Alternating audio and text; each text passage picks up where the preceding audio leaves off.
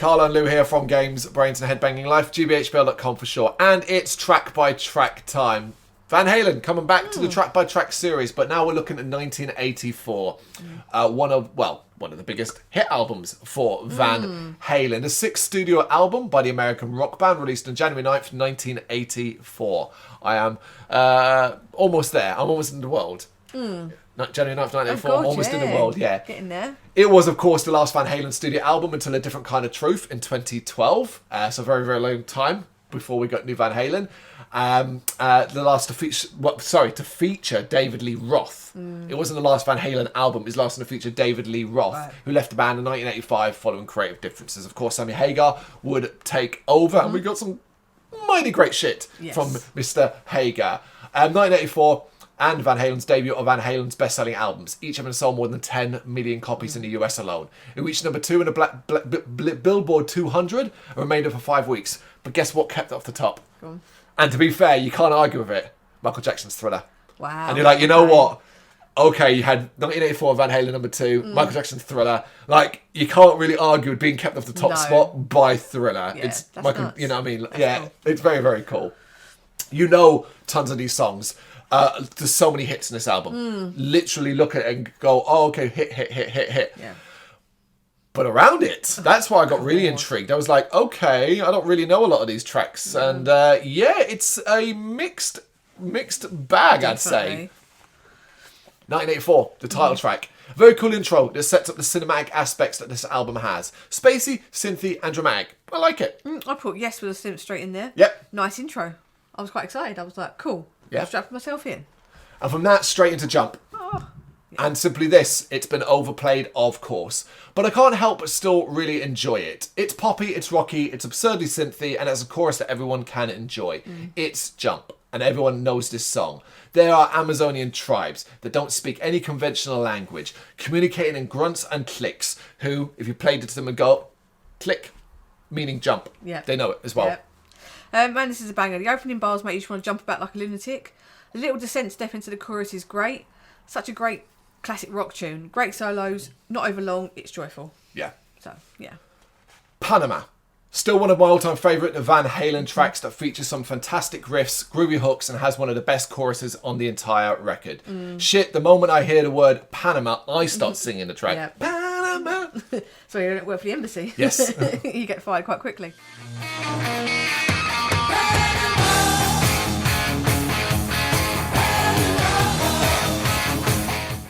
And then it's into from Jump into Panama. Another absolute tune, great rhythm, nice chuggy riff, party anthem. It's what else can you say? It's Panama. It's amazing. Incredible. This album starts off with Jump and then Panama, Yeah. like boom, boom, incredible.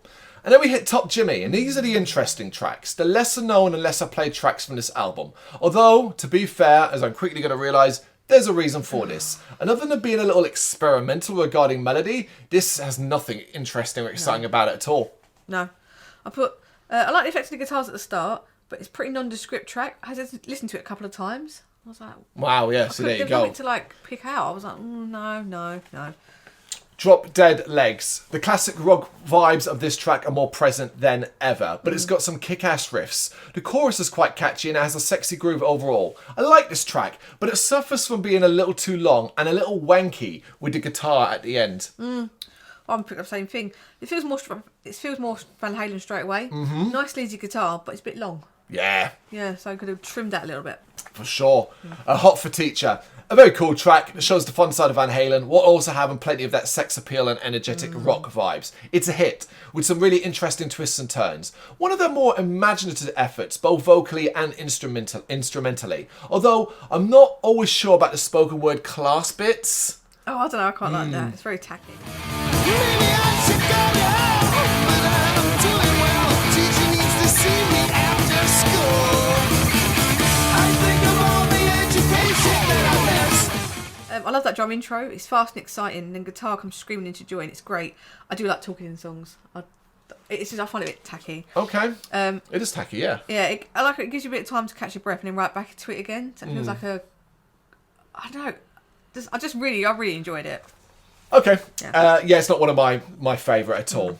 I'll wait. I like the big synth at the start and the growing realisation this might be a bit of a power ballad. It's not, but it's a more measured Van Halen track, focusing heavily on the synth. It sounds so fucking 80s, and I kind of love it. As the tempos picks up, it's got a nice rhythm and the chorus is good. Super 80s synth. This starts a bit poppier, but I like the strength of the vocals. It gives it pep. It does. It is pretty cool. Gone Bad. The energy and the big sounding guitars are back for this fast-paced, sleazy sounding number. However, the chorus absolutely stinks. The harmonised voices sound off. It flat out ruins the track for me. I've got an okay track, but nothing stand out. Feels a bit fillery. Yeah? It's fast, well put together, but not exciting.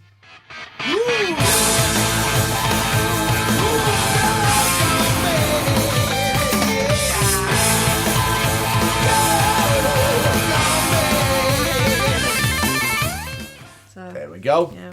And last but not least, it's House of Pain. I like the heavier groove that the guitar has, but the vocals are buried under a mountain of guitar wankery that makes things feel really muddled. I found myself grabbing onto the choppy bass sound instead and hoping I could kind of hold on to that to see me through this very messy finish. Not a good ending. No, it sounds a bit edgier, a bit heavier, a bit rawer, but again I found it a bit dull, especially compared to the heavy hitters. Yeah. I think we've had that before our previous albums, where it's the hits, the bangers are there, that when you don't get anything close to that, it's really obvious. I'd have put I'll Wait as the ending, considering it's got a bit more of a power ballady, poppy vibe, as an ending. Yeah, it's not overly blown away by the ending. No, same. In fact, the sort of last part of the album is very forgettable for the most part. But then you're not listening. Most people, I think, aren't listening to this album in full at all. You're picking out. These are tracks. 3 tracks at least from this album are on a best of Van Halen playlist, CD, whatever. Yeah. It's Jump, it's Panama, it's Hot for Teacher. It's those 3,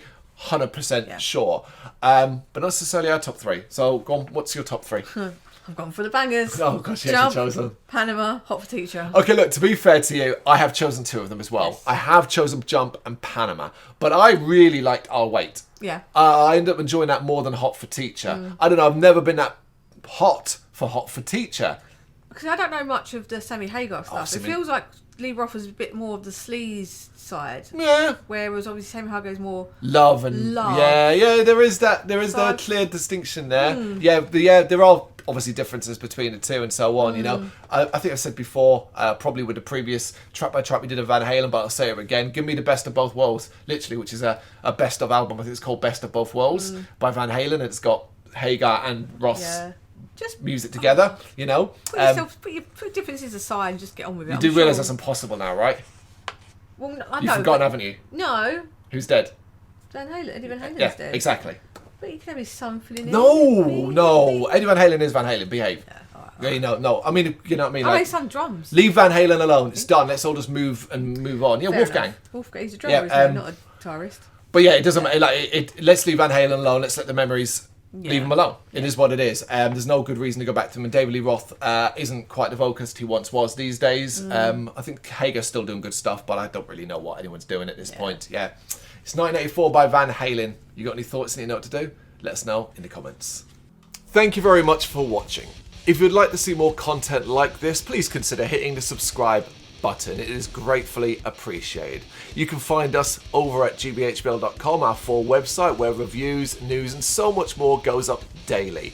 We're also on all social media platforms, Facebook, Instagram, Twitter, Threads, at gbhbl. Just search for gbhbl and you will find us out there. We also have merchandise on sale.